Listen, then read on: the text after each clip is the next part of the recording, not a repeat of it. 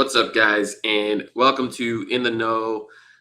Once again, I'm gonna try to get these out on a pretty regular basis while the draft and free agency are going on because it seems like the information is flying pretty quickly. Today's topic, there has been a few reports. Mark Stein, if you don't subscribe to his newsletter, definitely give it a shout because it's got such valuable information. He's reported a couple times now that there's a growing level of exasperation in the Pelicans organization for Zion Williamson and just the stuff surrounding him, particularly the injuries. I wanted to touch on that topic, so let's break it down today.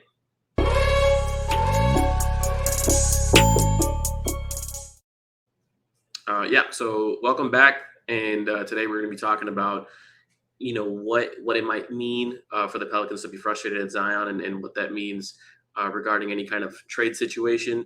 So most importantly right now, it's been in the news. Windhorst has been talking about it. Mark Stein's talked about it. Just a lot of stuff regarding Zion, a lot of speculation going on. I think I broke down how kind of like the trade talks got to the point that they got to. But regarding like the Zion stuff, I do think, first of all, I do think there's a level of truth to just the frustrations regarding his time here.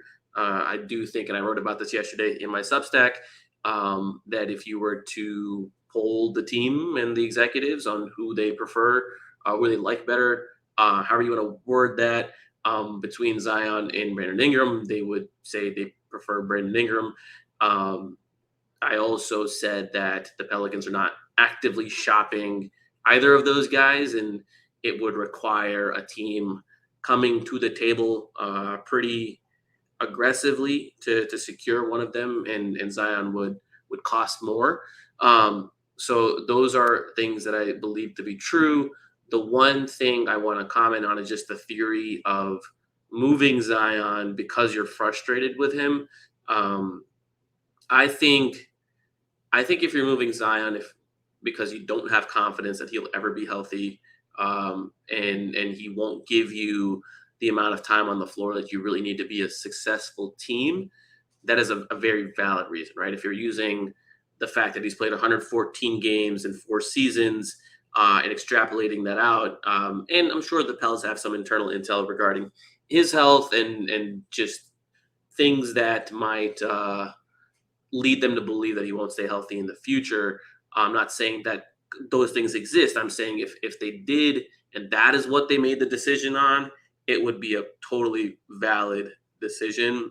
Though, like in my personal opinion, if you weren't out on him after the foot stuff, you shouldn't be out on him because of the hamstring stuff. I do think the hamstring stuff, out of everything that's happened to him, is probably the flukiest one, and it is one of the things that's most difficult to rehab, and it's unfortunate the way it's played out. But you don't change your medical staff for no reason.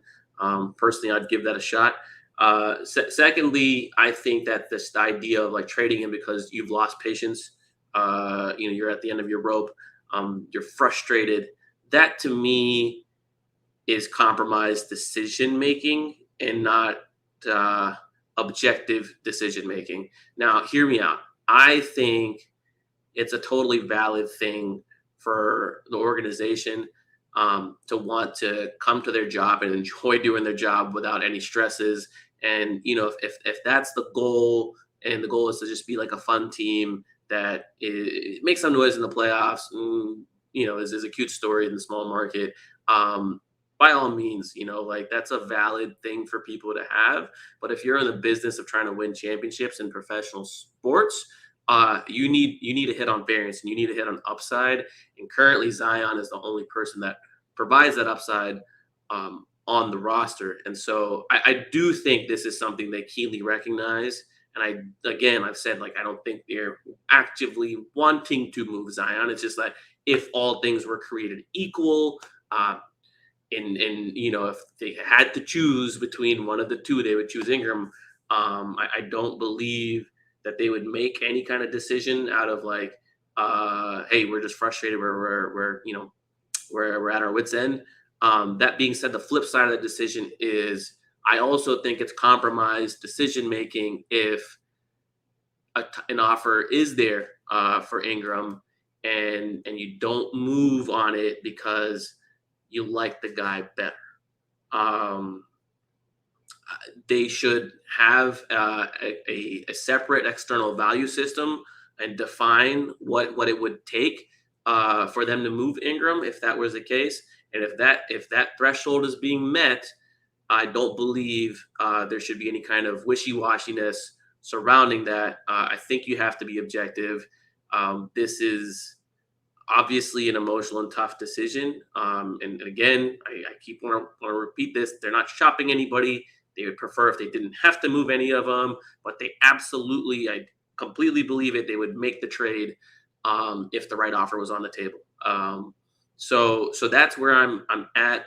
I just don't think feelings and patience should play a role in this. Frankly, if patience is what leads a team to make a decision, I would be looking for a new executive group, a new front office group with a fresh set of eyes to make that decision and see if, hey, if the last 4 years aren't coloring the process. That's personally how I would operate. Obviously, I don't think the Pelicans are actually part of this hypothetical scenario, but if they were, that's what I would do. So just wanted to speak on that aspect of it real quick. So appreciate y'all listening. Thanks for tuning in.